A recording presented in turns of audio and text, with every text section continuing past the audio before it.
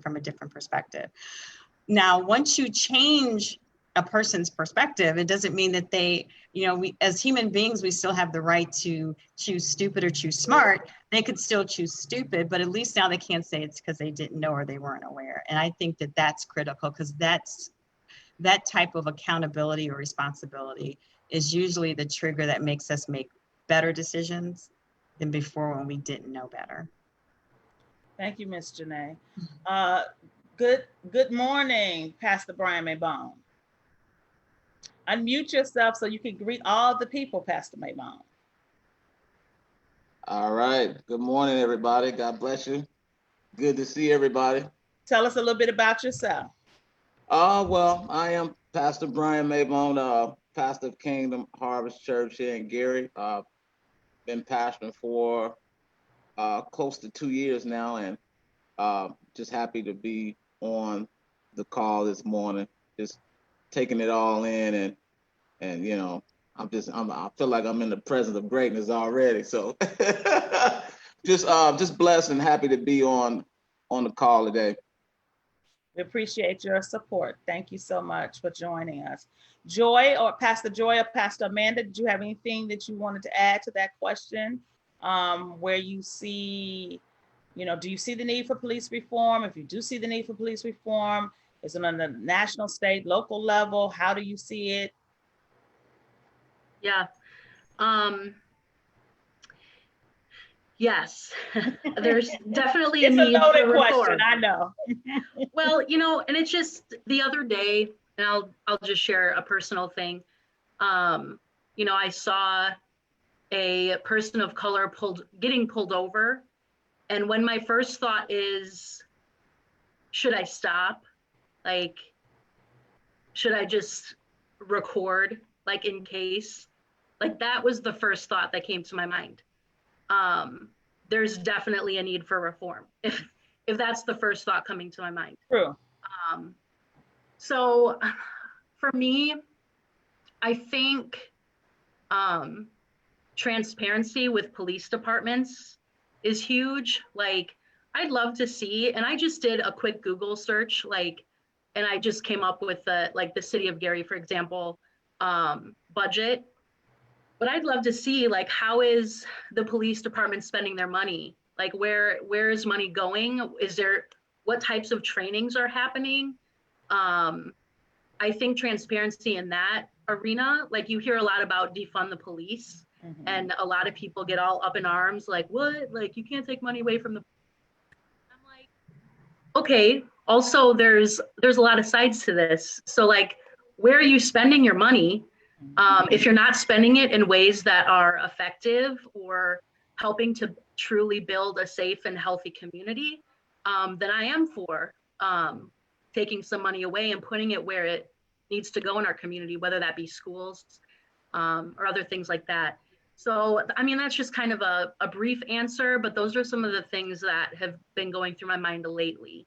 I'd love to see a transparent police departments everywhere, where they're saying, here's our budget. This is how we're spending the money. These are the trainings that are happening, that our police officers are going through. That's just a start. Thank you, Pastor Amanda.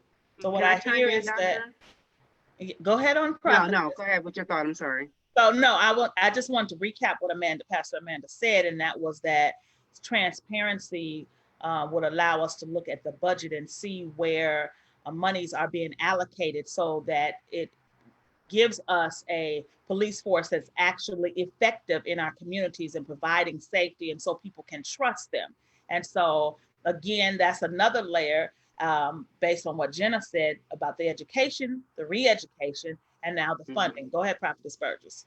I definitely am for transparency and knowing what their budget is and where the money is spent. I think that is imperative to change. And what Janae said is amazing, because they do need to be trained. I mean, consistently, not just because of this incident, not just because of what our current crises are, but just like we have to go back and get certification for things that we do, they should have to go as well. I know they have some training so they can get, more money or whatever. They need psychological training and all that stuff.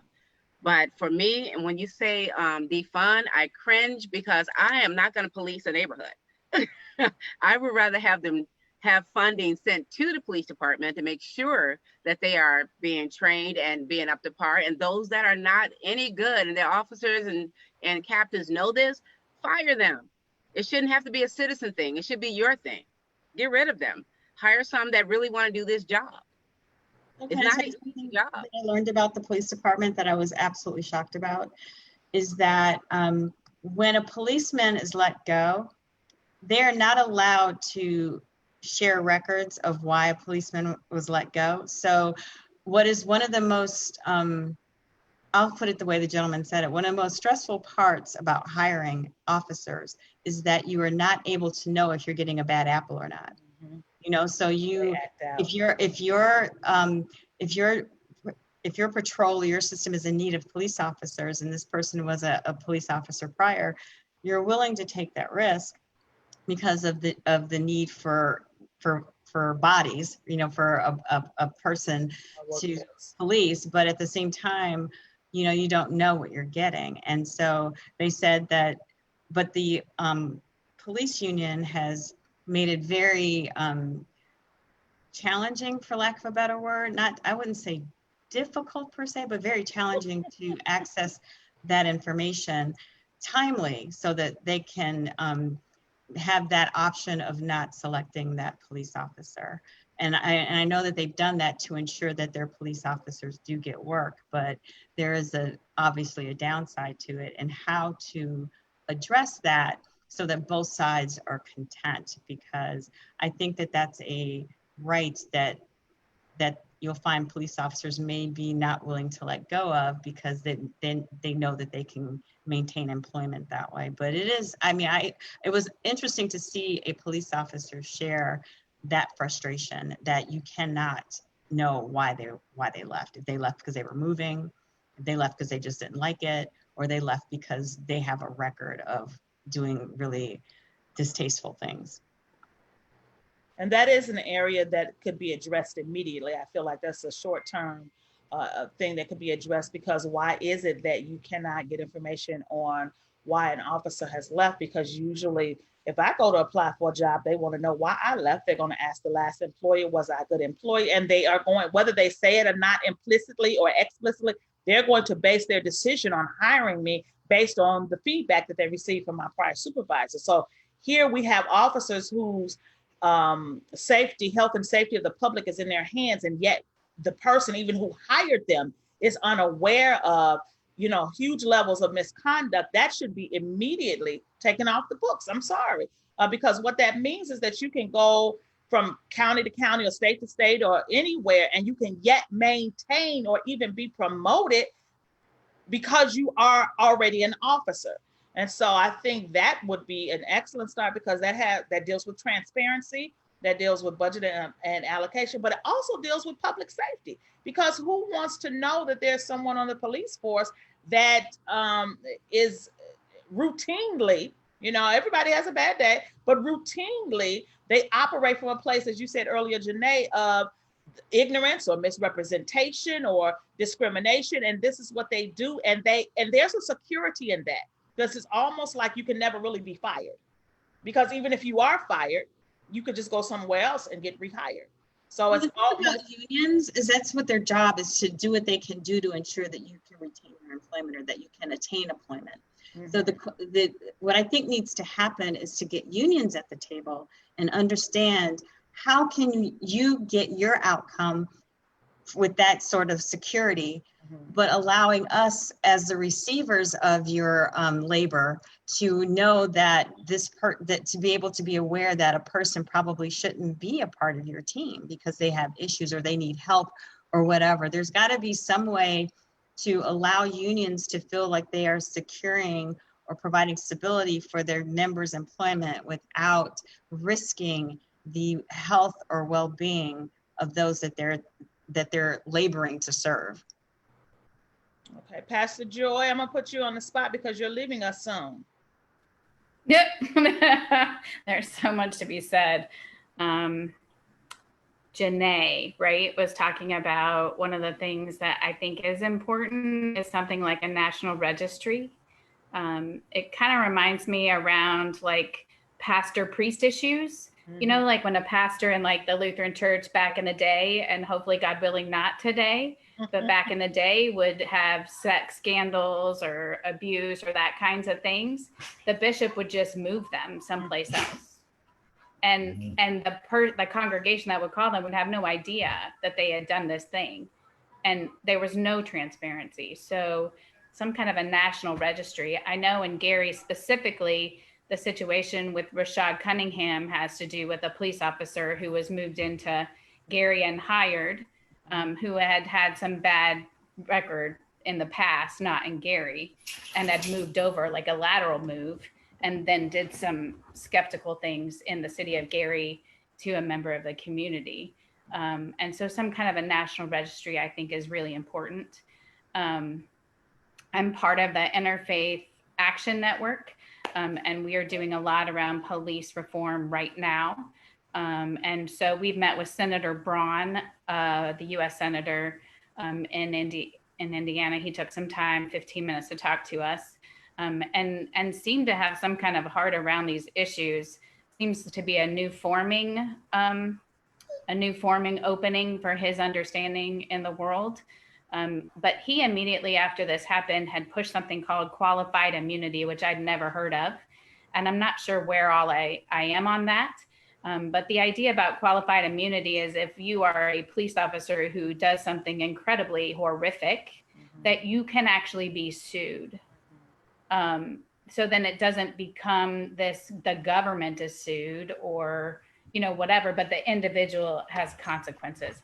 I'm not sure how I feel about that. I'm just putting it on the table. I haven't looked at all the pieces. I think, Janae, you mentioned unions like the Fraternal Order of Police.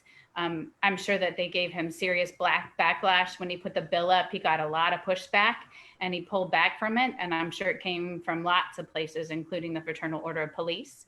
And so there needs to be some insider work done with the Fraternal Order of Police, I think, which I can't do because I'm not there. But I know the AFL-CIO is doing some work on police reform too, keeping track of all the orders and executive orders that are being given by the governor, the governors of the states nationally, and the bills that are being presented across the country on these issues of police reform and how they're working out. And so I know that they're keeping track of these things. I actually have that documentation if it'd be helpful. But I think for me and Gary specifically, the question is, what do the police feel like they need? And what do members of the community feel like they need in the city of Gary? Like what I understand is that the salary of a police officer in Gary is like somewhere between, I don't know, anywhere from like $10, $15, $20, $5,000 less than the salary of a police officer who might be in Crown Point. I'm sort of making up that statistic exaggeratedly. I haven't looked at the facts. I'm putting some assumptions into my conversation. So I just want you to know I'm putting assumptions, no facts there. But I know that the amount of money that the police officers receive is minimal for the work that they're doing. And so I almost feel like maybe that's a statewide thing, you know, that statewide there has to be more regard given to police officers across the board and how police officers are paid. I don't really know what that looks like. You know, I mean, there's immediate things. I mean, in the state of Indiana, the governor hasn't done very much, not even to, I mean, my concern in the state of Indiana is, to me, the people who know a lot about these issues as they relate to racism and racism within police forces would be people of color. And I know that there's the Indiana Black Caucus that has put forward a justice platform. And so I feel like one of our goals at the Interfaith Action Network is to see what their platform is and to stay in conversation with them to see what they need us to do to help them move forward on that platform, because they never get heard.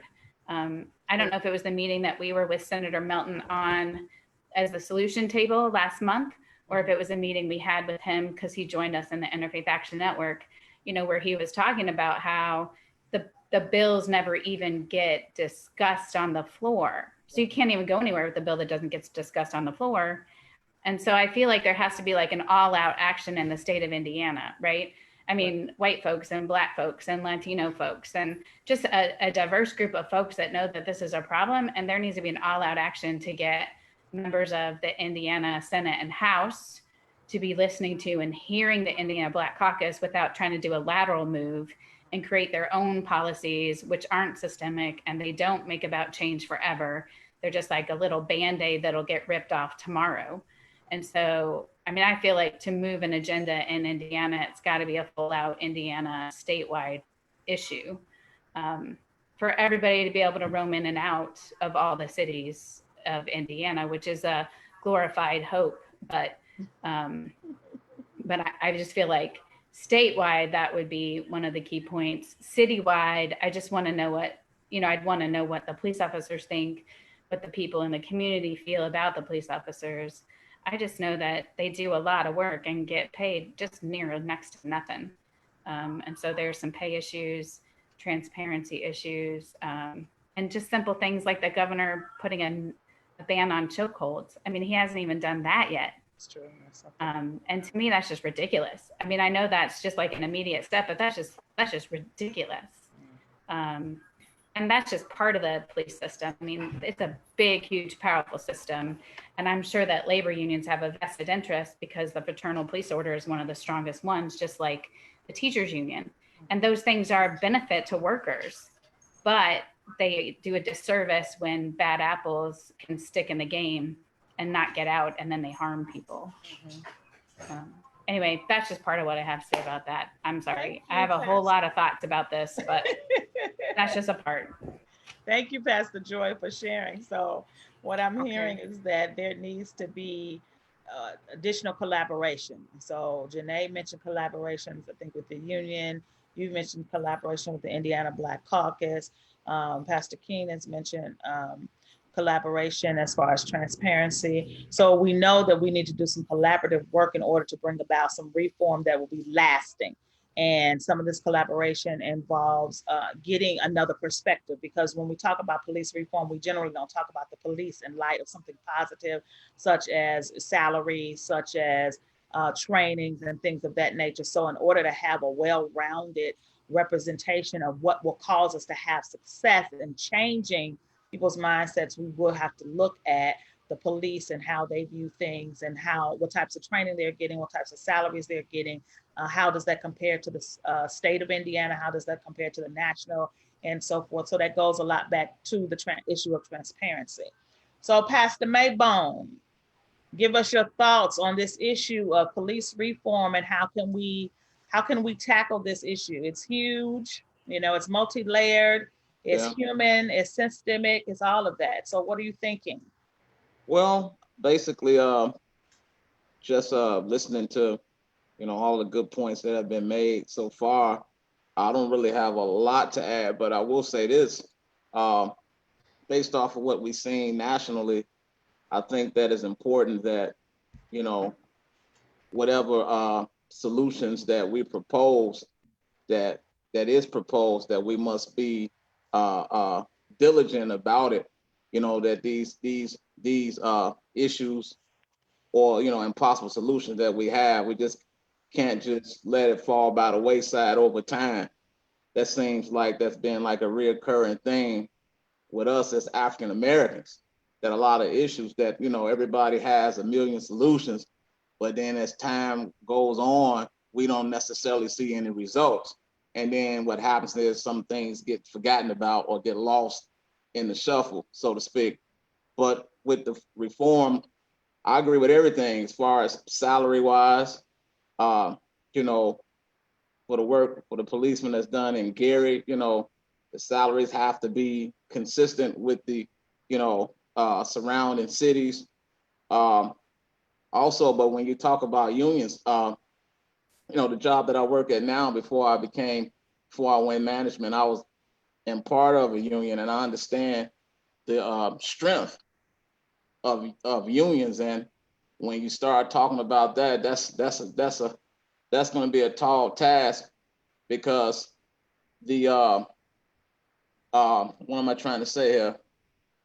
At the most, you would be talking about or implying possibly breaking up these unions, and it may come down to that to get the desired results, because unions normally look out for their people, for their employees. And that's basically, you know, if we go into labor unions and the history of them, that's basically what they were for, you know, for the most part, is to protect the people. But the question comes, how do you protect wrongness? You know what I mean?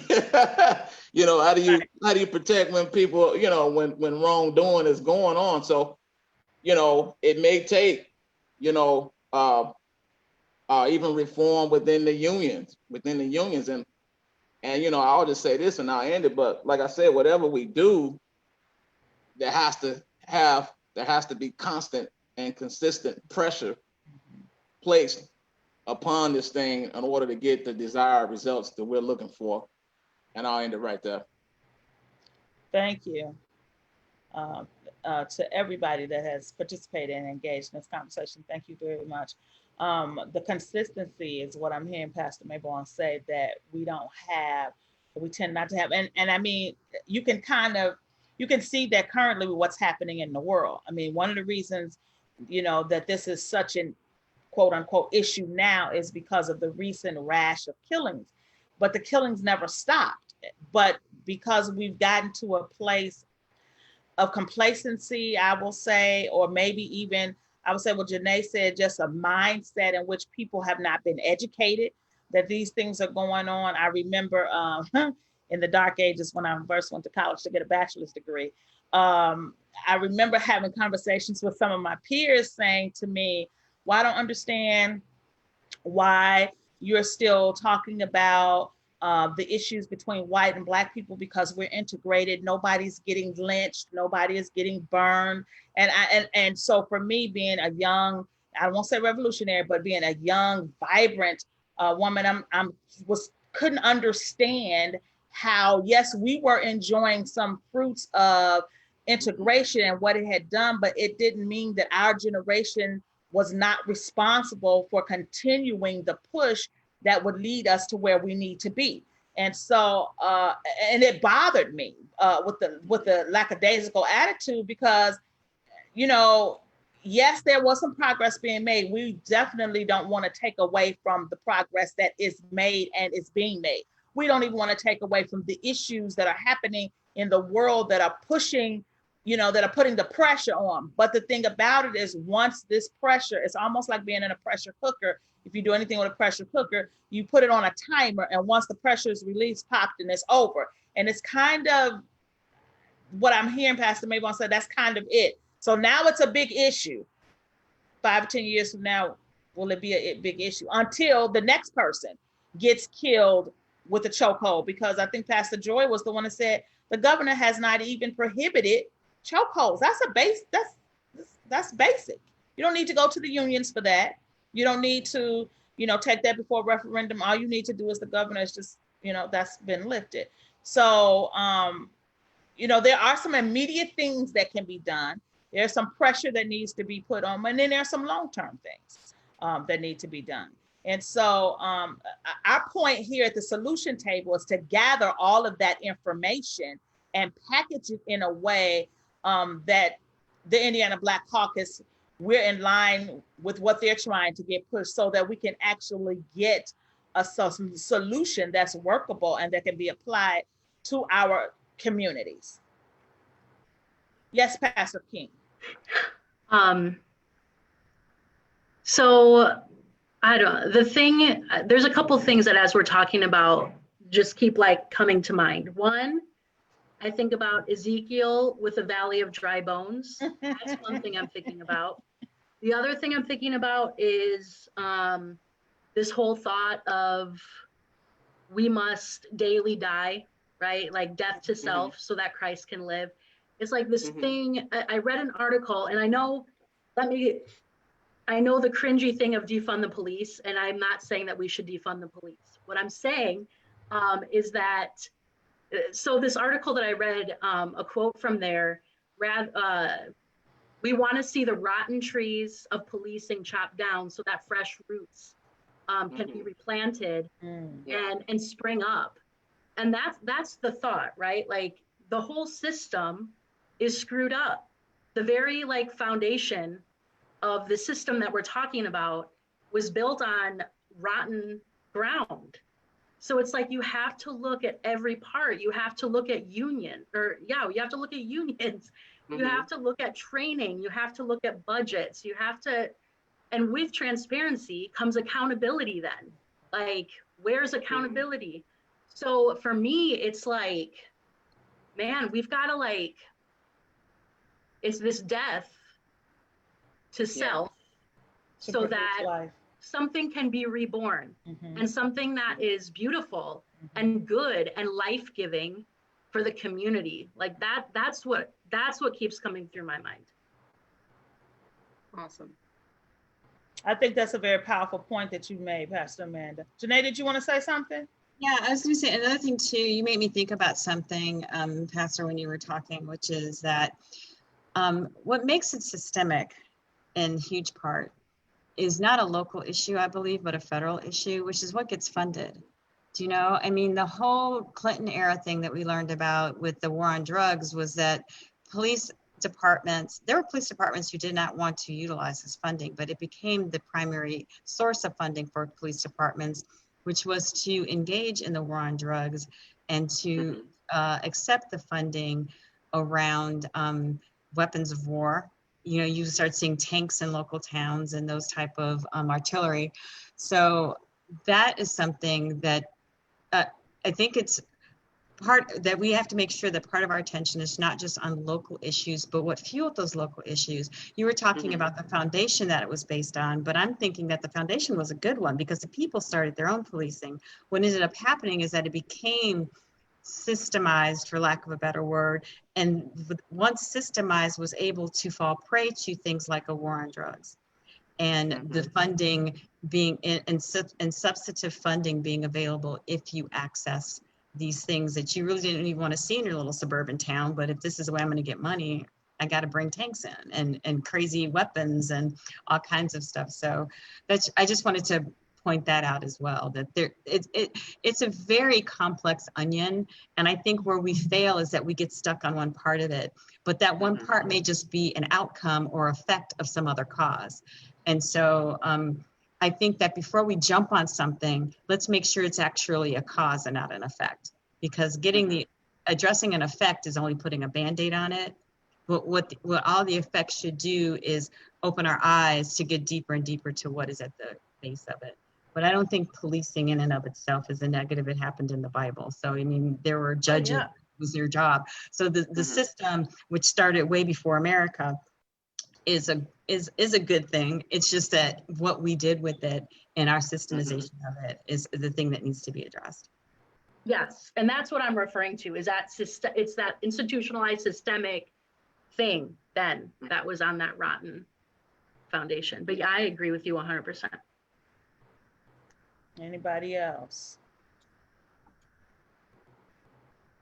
I'm just curious, Janae, what resources that you're looking at or reading or watching about the war on drugs and the systemic legislation, like those kinds of things. I'm just wondering, I guess as I'm listening to you, I'm like, I don't know enough about that. Like, I'm reading about all kinds of other things, but that's not there on my repertoire. Like, I have a book that I just read, and I'm looking to see if I have it up here in my bookcase. I can step away for a second to find it, but I can't remember the name of it. It'll come to me. I may even have to Google it, but if you don't mind, I'll step away and go look. So, and I'll put my picture up so you're not looking at my lovely white wall. I'll be right back. Thanks, Janae. And to Pastor Mabon, to your question, not even a question, a statement you made about people starting these things, starting these conversations, and then just stagnating them. As soon as they think they've reached a point, a personal point, or I just say what I had to say, I feel better, then the whole thing die. We are in this for the long run. We are in this to see a change.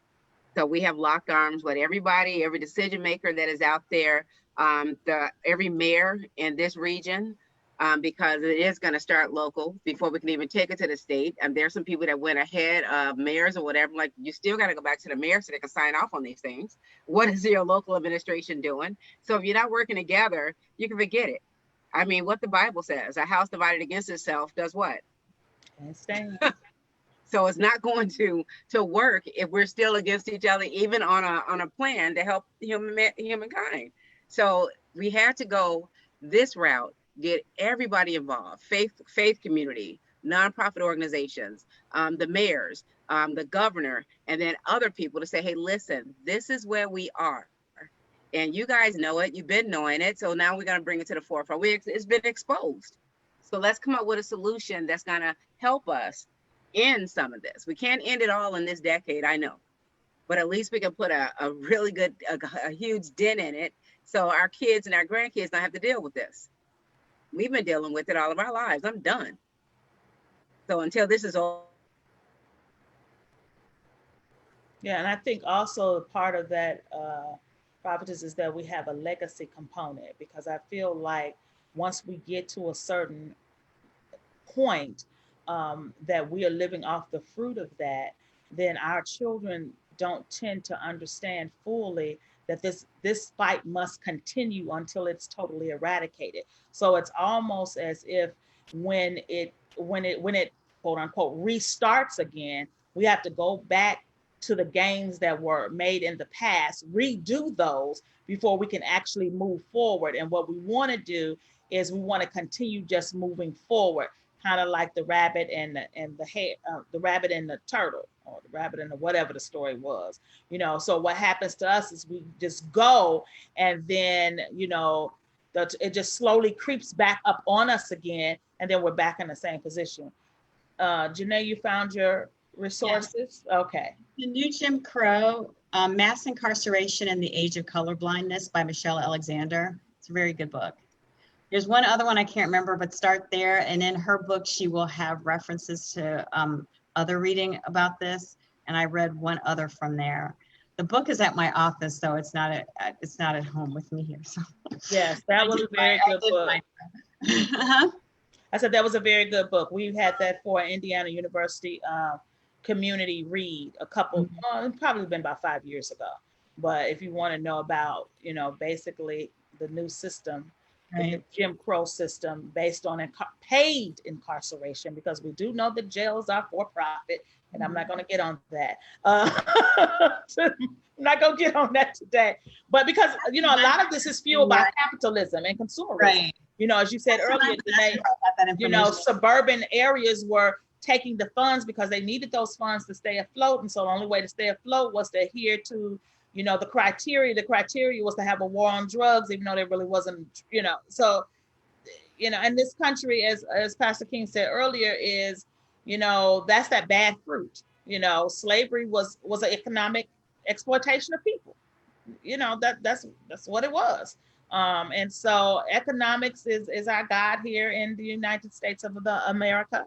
And so we need to, I don't know. I don't have a solution to that one, but we are based on economic exploitation, and it just don't matter. I don't even really think it matters sometimes what color, what gender, just what power, the spirit of domination that rules this country has been rooted in wickedness from day one, even though our money says on God we trust. But I don't think that's the God that we trust. We trust in something else. But anyway, I digress. Let's come back to. So thank you for bringing that, because Alexander's book is really powerful. Go ahead, Janae. Was you gonna say something? No, I'm sorry, and I'm sorry to talk over you. I just wanted to get. I'm sorry. Sometimes I do that. No, I just wanted to let Pastor Hine know that really explains the whole war on drugs and how it got started. It kind of really started with Nixon, but how Clinton took it up and really got it to where it is today, and just the whole background to that, and an understanding of how it's utilized systemically today and what its role is systemically, in terms of what it's trying to accomplish. I thought she did a really commendable job. It's a job that makes you really think about it, and having that perspective to come at it differently than I see folks coming at it when they are it shows you not to react to things, but to get to know what formulated them in the first place. So that you can craft a response rather than a reaction, because we have Right. reactions. Or your solution actually makes sense as opposed to a solution that comes solely from your emotional response to it. Knowing the background, then you can Intelligently. deconstruct what got constructed. I agree. All right, ladies and gent. Do we want to go on or do we want to close out? I think before we close out, if each of you can tell us what you think this new law or new policy should include and or look like. A lot of times we hear, oh, I just want racism eradicated, or I want police reform. What does it look like? Does it look like the eradication of chokeholds, excessive force? What does it look like? Mabel? Well, no, I think it's all encompassing, but what immediately jumps out at me would be, like he's talking about, the excessive use of force, how policemen, how you handle certain situations. I mean, let's be honest. I mean, for a second, if you look at it from a policeman's perspective, sometimes you're in situations where you have to make split second decisions. You know what I mean? Your life or their life, yes. Yes. And so, I mean, there needs to be more awareness and training. I know you spoke about the chokeholds and things of that nature, but the first thing that jumps out at me is as far as police training and, how to, your use of force and how you use it in certain situations that needs to be more emphasized, across the board. That's the first thing that jumps out at me. Thank you. Anybody else? What does police reform look like to you? I think that the way to solve a problem that's multi-layered, in my opinion, is that you at least start with what's the most pressing or the most obvious or the most heavy. But what happens sometimes is that when you do that, because you've gotten rid of the greatest burden or the most obvious burden, then people start going, oh, that's better. And then, they forget about it and you never get to the root of it. So I don't want to I want to get to that heavy part, to the best of our capability, but I also don't want to stop once that's gone. Everyone, that's great. But no, we're going to regurgitate. This looks like with a weed. If I just cut off the weed, the part of the weed that we don't like, the roots are all still down there. It's coming back. So, and it probably will bring friends if anybody's dealt with weeds, which I get to do.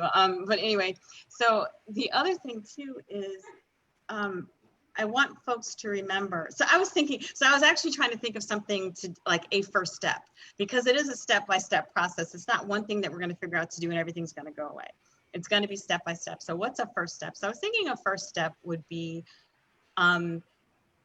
training our kids to understand what policemen are there for and what the process is. So getting a knowledge of the process so that our children are prepared to handle it, so that they don't get angry or they don't act out of too much fear, or they don't act out of something that will get them to respond aggressively, right? To interact with that police officer. Because sometimes a police officer will arrive to a scene with the person out of fear or anger because they're mad at the police to go and respond a certain way.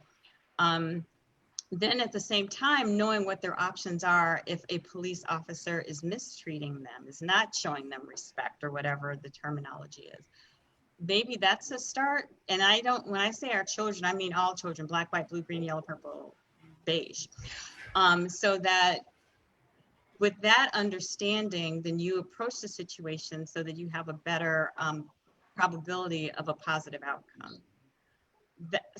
That's kind of what I was thinking in the beginning, but at the same time, what that means is that we have to be willing to admit our fault in the process, and not just the police officer's fault, because we bring stuff to that interaction just like they do, but we always yell about them because they have the guns and we don't. Or even if we do have a gun, they probably got partners and they'll eventually take the gun away and take us to jail. So I just think that you talked about transparency earlier, and I think the transparency component that is critical is for us to each see where we wane in this dialogue, because it is a dialogue. It's between two parties, and in essence, when that police officer walks up to my window, I have an opportunity to have a positive or a negative dialogue with him. Do I have the knowledge and the skills to be able to do that? And I think many of our kids don't. And I think many of our adults don't either. I was just going to say that, Janae. Many of our adults don't either. So I just think that maybe that's that's a beginning. And then to see how much that beginning impacts to then move to the next step. But that's an idea. I don't know if that's a good idea. That's the only thing that popped in my head. Thank you for your input. Joy, you're getting ready to leave us. Did you want to go next? I can go next, but I think the one thing is, I think Pastor Brian, like talking about doing training, I kind of heed to other people's thoughts, because like Janae was saying, like to do one thing and then people feel like, oh, you did that one thing and now we're done, and this is a multifaceted, this is deeper than just police. So, like to do one, like what's the one thing? And so, I guess I feel like with the Interfaith Action Network, we just lean towards the Indiana Caucus for what they're looking at, what the one thing is. Ban and chokeholds feels like a thing that you can kind of focus in on, but it isn't, it's like a means to an end. It's not necessarily the answer, and you can think of scenarios where maybe they really do need that and a good cop needs to do something. Anyway, I don't know what the one thing is. Okay. But I do know that the one thing is to keep on keeping on and do more than one thing and take Pastor Brian's advice that this is a consistent, always kind of thing. This isn't just today. And Senator Melton's comments about we're looking to put bills up in January and we're just in September now. And you know how long it takes a bill that's been sitting there for 20 years to get on the table. So I just think I think that the wisdom's there and people have been trying for a long time. So I feel like some of our job or role is to push things that have already been sitting there for so long. Push people to hear people. I guess that's what I feel like my one thing to do is to like really push and encourage people to hear and listen and see why these are the solutions, why we've come up with these solutions. Because people before us have come up with these solutions. Mm-hmm. They just didn't ever get on the table, or they didn't ever get passed. Anyway, I don't know what the one thing is. So that's all I can say about that. And I do need to go, and I thank you for your time. I'm happy to be with you. Participating. We look forward to next time. Yeah, have a great week and a great day. Enjoy the sunlight. All right. Pastor King. Yeah, I'm kind of with Joy. I'm the one thing, my gut is like, let me email you that one thing. Give me time to like think it through, because I agree with what everyone said. I don't really feel like I have anything meaningful to add at this point, but yeah, I would like some time to just like think it through and maybe just email you some suggestions of like tangible, practical things. And that's fine. That's fine. No pressure. You can email us, or you can bring it next time when you come, or, we're just looking for input so that as we craft whatever this is going to be, it is inclusive of people who have been dialoguing with us, because that's what's going to, I think, is going to change the mindset of the perspective so that we can actually keep things moving forward so that they don't stagnate and we congratulate ourselves, as Janae would say, before we've actually hit to the root of the problem. Right. I have an interesting question. Do you think people ask people why? So she was talking about, the Indiana Black Caucus and then presenting their solution. And if somebody doesn't agree, if somebody says no, I wonder if they ever ask why. I think that You're wondering if the Indiana Black Caucus asked the question why? Or Well, so if No, any of the when they're platform presenting to. presents a solution and the legislators say, and the majority of the legislators say no, okay. My question then becomes, do you ever ask them why? I mean, or do you just go into defending why they should agree with you?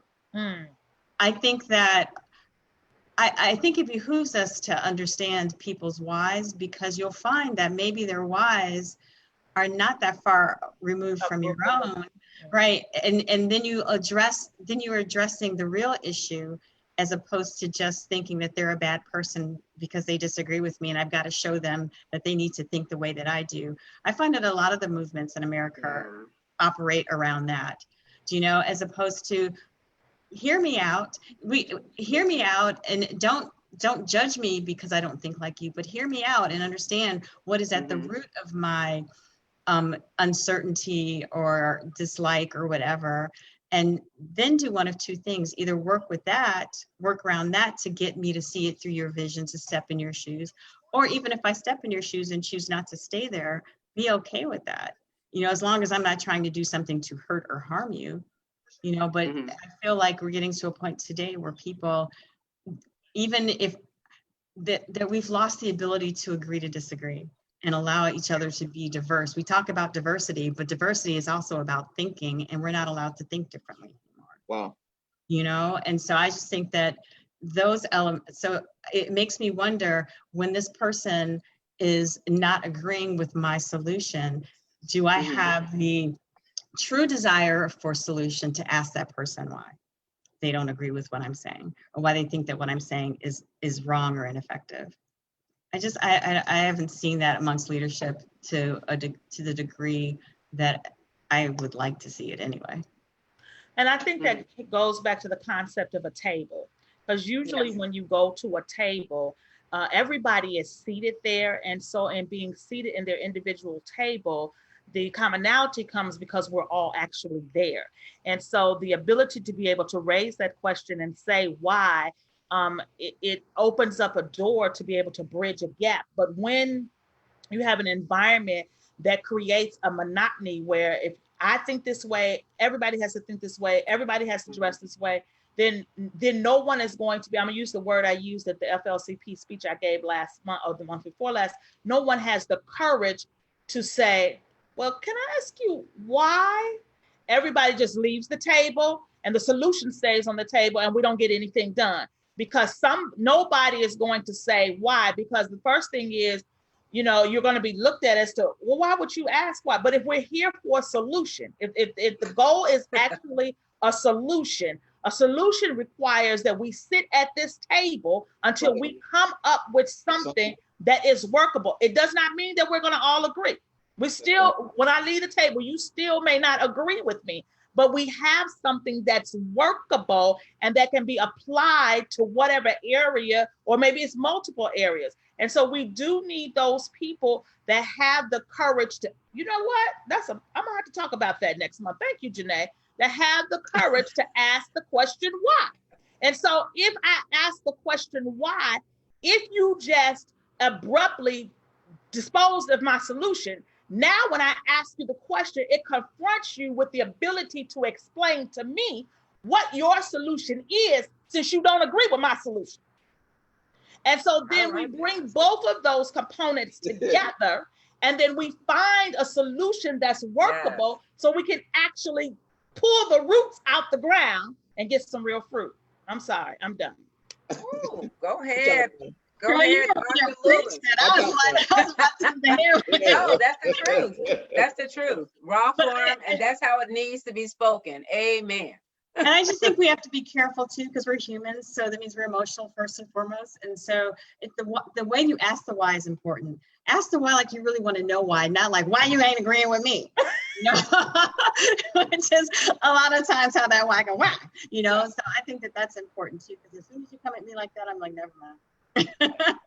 Because I think that's where the importance of allies come in, because when you have, in higher education, we talk a lot about these types of topics and equity in education. And one of the things we talk about is that allies. So when you said, Janae, I may have the ability to step in your shoes. I may decide not to stay there, but I have the ability to go there. And that's what an ally does. An ally cannot live, no ally can live in my shoes. Why? Because their skin is not this color. Their hair is not this texture. But they can, at some point in time, have a vision, a lens, or perspective that allows them to empathize or sympathize with what I'm doing. And I'm thinking of this educator, and I cannot think of her name. She's an older woman now, the one who started this with her young people after Martin Luther King Jr. died, where she separated the kids by colors, by green eyes and blue eyes. I cannot think of her name. Oh my God. She's so famous for this. Now I have to be like Janae. Oh, gotta look her up. Yes, because I have seen her, and she takes her program to adults now. And I've watched her, because she's a white woman, and I've watched her take this program to white adults, and they become so vehement when she puts them in a separate room, or she separates them and she isolates. Jane Elliott. Thank you, Jane Elliott. Jane. Jane Elliott. To me, she's a very courageous woman, because she's still trying to, as Janae opened us up earlier, saying, trying to change a mindset and a perspective that is rooted in something that is not true or not equitable. And so she asked the question, why? She asked it in a different way. And so when people are faced with having to answer that, it's not always nice. Yeah. So, all right. Are we, look, I'm going to ask as we ask in the old Black church, are all minds clear? I have thoroughly appreciated facilitating today. I have appreciated you all's input and support. Many people have signed up, many are called, but few are chosen. And you all are the chosen ones who decided to get on today, and those who are watching us Facebook Live, and we appreciate it. Thank you, Dr. Burgess People, for the vision and for the delegation of duties and responsibilities. We look forward to our next solution table is on October the 15th at 11 a.m. to 12:30. You're definitely invited to that. And then our last face-to-face event will be November the 11th. I don't know if we have a place yet, but November the 11th, which is Veterans Day. Veterans Day, and we may be doing that one on Zoom. Oh, okay. So we may be Zooming that too. All right. Well, I am not going to belabor the point or hold you. I appreciate it. I hope you guys have a wonderful, wonderful weekend. Blessings, peace, and safety to you. And thank you so much. Right back at you. Thank you all for joining. God bless you. Bye-bye. Bye.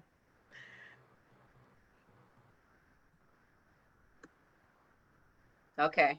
Amazing job, sis. All right. You still recording. Take me off Facebook. I'm not.